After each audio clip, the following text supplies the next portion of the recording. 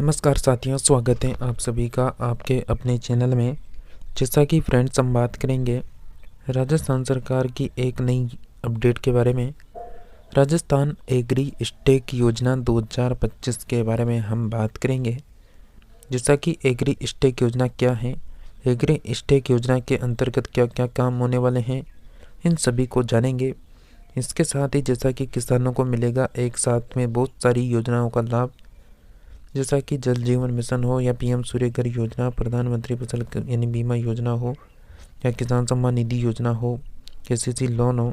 इस तरह बहुत सारी योजना है जो एग्री कृषि से संबंधित हैं, तो उन सभी के बारे में बात करेंगे। तो आप सभी वीडियो को एंड तक देखें। साथ में सरकारी योजनाओं से संबंधित रोजाना अपडेट पाना चाहते हैं तो आप सभी चैनल को सब्सक्राइब करके रखें, पास के घंटे के बटन को ऑल के ऑप्शन में रखें ताकि आप सभी को कंटिन्यू सभी अपडेट देखने को मिलती रहे। तो चलिए आज की अपडेट को शुरू करेंगे हम बिना किसी देरी के। जैसा कि आपको बता दें, जैसा कि जिला व ब्लॉक स्तर पर सृजित होंगे कृषि इंजीनियर अधिकारी के पद। किसानों की आय बढ़ाने के लिए देश के सभी राज्यों में खुलेंगे कृषि अभियांत्रिकी निदेशालय। जी साथियों, जैसा कि क्या हो रही है यहाँ पर बात है आय बढ़ाने को लेकर, और कृषि अभियांत्रिकी केंद्र खोले जाएंगे। जैसा कि देश के किसानों की आय बढ़ाने के लिए प्रत्येक राज्य में कृषि अभियांत्रिकी निदेशालय की स्थापना होगी, जिसके लिए जिला व ब्लॉक स्तर पर कृषि इंजीनियरों के नए पद सृजित होंगे। भारत सरकार के तत्कालीन कृषि एवं किसान कल्याण मंत्री नरेंद्र तोमर व मत्स्य पालन पशुपालन डेयरी मंत्री पुरुषोत्तम रूपाला, इन्होंने कहा कि देश के सभी मुख्यमंत्रियों को राज्य में कृषि अभियांत्रिकी निदेशालय तथा जिला व ब्लॉक वार कृषि इंजीनियरिंग अधिकारी के पदों का सृजन करने के संबंध में लिखा है। उन्होंने कहा कि यह भी हवाला है, मतलब ये भी हवाला दिया है कि कृषि कार्यों के लिए मैन पावर में कमी, बढ़ती लागत, हार्ड वर्क कार्यों की समय सीमा के कारण मशीनीकरण जरूरी हो गया है। कृषि उत्पादन का मूल्यांकनीकरण, फसल कटाई के बाद प्रसंस्करण, मूल्यांकन, संवर्धन, पशुपालन, डेयरी, खाद्य सुरक्षा व किसानों की आय बढ़ाने के लिए भी आवश्यक है। कारण वर्तमान में ड्रोन, रोबोट, एआई और अन्य सेंसर तकनीकों का तेजी से विकास हो रहा है। इसलिए राज्य स्तर पर कृषि निदेशालय और पर्याप्त संख्या में कृषि इंजीनियरों की आवश्यकता है। संसद की स्थायी समिति भी कर चुकी है सिफारिश। जैसा कि संसदीय स्थायी समिति ने भी अपनी रिपोर्ट में राज्यों में कृषि अभियांत्रिकी निदेशालय बनाने की सिफारिश की है। इस पर सचिवों के समूह के तहत कृषि के उप समूह की सिफारिश पर एक समिति ने रिपोर्ट भी बनाई है। इसके अलावा जैसा कि आपको बता दें, कृषि घरेलू उत्पाद 4% प्रति वर्ष की दर से बढ़ा है। किसानों की संख्या और घटी है। जैसा कि पिछले दशक में कृषि सकल घरेलू उत्पाद औसतन 4% प्रति वर्ष की दर से बढ़ रहा है। इसके अलावा किसानों का शहर की ओर पलायन करने और बड़े पैमाने पर खेती के तरीके में बदलाव के कारण पिछले कुछ दशकों में भारत में किसानों की संख्या घटी है। राष्ट्रीय नमूना सर्वेक्षण के अनुसार भारत में किसानों की जो संख्या है 2011-12 की जनसंख्या के अनुसार 118.7 मिलियन से घटकर 2019-20 में 96.6 मिलियन रह गई है। यह चिंता का विषय है। नए आंकड़ों के अनुसार भारत एक किसान की औसत आयु 55 वर्ष है। मतलब यह है कि देश में किसानों का एक बड़ा प्रतिशत 50 पार आयु वर्ग में है और कहीं सेवानिवृत्त की आयु के करीब है। शहरों में बेहतर नौकरी की तलाश में युवा तेजी से ग्रामीण इलाकों को छोड़ रहे हैं। इसके अतिरिक्त कम लाभ और अप्रत्याशित मौसम पर्यटन जो पैटर्न है, उसके कारण खेती से किसानों को मोह भंग हो रहा है। इसके अलावा जैसा कि आपको बता दें, जिले में होंगे 5 जिला सहायक कृषि इंजीनियर। अब ये क्या करेंगे यहाँ पर गाँव यहाँ पर पंचायतों में। जैसा कि आपको बता दें, अगर किसी राज्य में जिलों की संख्या 40 से अधिक है और वहाँ निदेशालय में अतिरिक्त पदों का प्रावधान होगा।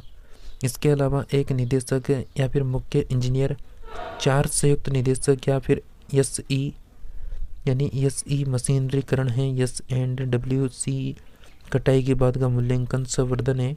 साथ में 7 डिप्टी या कार्यवाही इंजीनियर है। प्रारंभ मशीनरीकरण है, कटाई के बाद प्रसंस्करण है, नवीनीकरण, ऊर्जा प्रौद्योगिकी, सुरक्षित कृषि, सिंचाई सहित अन्य 5 सहायक निदेशक या फिर सहायक कार्यकारी इंजीनियर इकाइयों का तकनीकी समन्वय, कृषि और खाद्य उद्योगों के साथ संपर्क, कौशल विकास कार्यक्रम या फिर कार्यान्वयन अभियंता यानी मशीनीकरण, मृदा जल प्रबंधन, कटाई के बाद प्रौद्योगिकी, सुरक्षित कृषि का प्रावधान किया जाना है। साथियों, आगे की अपडेट को भी देखेंगे उससे पहले एग्री स्टेक योजना के तहत जैसा कि बनेगी फार्म आईडी, कलेक्टर के आदेश यहाँ पर आए हैं। जिला कलेक्टर यानी किशोर कुमार की अध्यक्षता में सोमवार को जिला कलेक्टर सभागार में साप्ताहिक समीक्षा बैठक आयोजन की गई।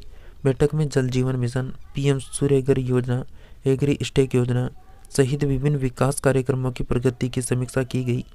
बैठक में जल जीवन मिशन के तहत पाइपलाइन डालने से क्षतिग्रस्त हुई सड़कों की मरम्मत की गई प्रगति पर चर्चा की गई। कलेक्टर ने बताया कि गत बैठक के निर्देशानुसार 11 किलोमीटर सड़क की मरम्मत की जा चुकी है और शेष कार्यशील पूरा किया जाएगा। इसके साथ ही उन्होंने PM सूर्यघर योजना के तहत अधिक से अधिक लोगों को जागरूक कर रूफटॉप सोलर प्लांट लगाने के निर्देश दिए हैं। इसके साथ ही कलेक्टर एग्री स्टेक योजना के तहत किसानों की फार्म आईडी बनाने हेतु जिले में विशेष शिविरों के आयोजन के निर्देश दिए हैं। कलेक्टर ने किसानों से अधिक संख्या में शिविरों में भाग लेने की यानी अपील की। उन्होंने बताया कि 5 फरवरी से लेकर 7 फरवरी तक खेरतल, कोट यानी कासिम आदि तहसीलों में जो है शिविर का आयोजन होगा और राजस्थान की हर ग्राम पंचायत में अलग अलग समय पर आयोजन होने वाला है। पंचायतों में शिविर आयोजन किए जाएंगे। यह अभियान 31 मार्च 2025 तक चलेगा। बैठक में कलेक्टर ने जनसंपर्क पोर्टल पर जो है लंबित जो प्रकरण है वह ई-फाइल्स के यानी समयबद्ध निस्तारण के निर्देश दिए। बैठक में बिजली, सड़क निर्माण, मौसमी बीमारियों की रोकथाम और संपर्क पोर्टल पर प्राप्त विवरणों के गुणवत्तापूर्ण निस्तारण पर जो है चर्चा की गई है। तो साथियों, ये तो हो गई एग्री स्टेक योजना की बात। इसमें यह साफ दे रखा है कि 5 फरवरी से आपका जो है शिविर का आयोजन हो रहा है और बिल्कुल 5 फरवरी को आपको सभी को जो है शिविर में भाग लेना है, जहां पर आपकी फार्म आईडी जनरेट की जाएगी। जैसा कि काम की अन्य प्रमुख योजनाएं, गरीब कल्याण अन्न योजना, यहाँ पर PM किसान सम्मान निधि योजना है, PM आवास योजना है, मनरेगा राष्ट्रीय यानी गारंटी यानी योजना है। तो इस तरह की तमाम योजना होती हैं जिनका लाभ आपको मिलता है। जैसा कि देश में कुल कृषि मशीनरी 47% है, इससे 2047 तक 75% तक बढ़ाने का लक्ष्य है। भारत में कृषि यानी यंत्रीकरण वर्तमान में नकदी फसलों जैसे गन्ना है, कपास है, तिलहन है के उत्पादन के साथ साथ गेहूं और चावल के उत्पादन में अधिक प्रचलित है। इसके विपरीत फलों, सब्जियों, अन्य बागवानी फसलों के उत्पादन में मशीनरीकरण सीमित है। कृषि बिजली की उपलब्धता 1960 के दौरान 0.3 किलोवाट प्रति हेक्टेयर से बढ़कर 2020 में 2.54 किलोवाट प्रति हेक्टेयर हो गई। ट्रैक्टरों के साथ साथ देश में power tiller, combine harvester, diesel engine और इलेक्ट्रिक मोटर भी जो है वृद्धि हुई है। देश में कुल कृषि मशीनरीकरण 47% तक पहुंच गया है।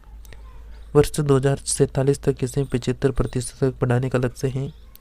कटाई के बाद नुकसान लगभग 15% तक है। 2047 तक इससे बढ़ाकर 10% कम करने का लक्ष्य है। 2047 तक जल उपयोग दक्षता को 40 से 60 तक बढ़ाने का लक्ष्य है।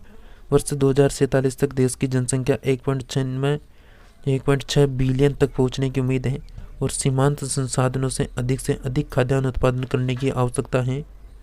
भारत सरकार का पत्र आ गया है डायरेक्टर, जैसा कि भारत सरकार का पत्र CS के पास आया है। इसमें फॉर्मेट भी है। प्राथमिक स्तर पर इसका प्रोसेस शुरू कर दिया गया है। इसे लागू तो करना ही है। तो साथियों, जैसा कि आपको पता है वर्तमान में एग्री स्टेक योजना चल रही है, तो आप भी इस योजना में भाग लें और आगामी जो भी अपडेट हैं वो आपको इस चैनल में देखने को मिलती रहेगी। तो आप सभी चैनल को सब्सक्राइब कर लेना ताकि जो भी नई योजना है उनकी जानकारी आपको सबसे पहले मिले। तो मिलते हैं नेक्स्ट नई अपडेट में।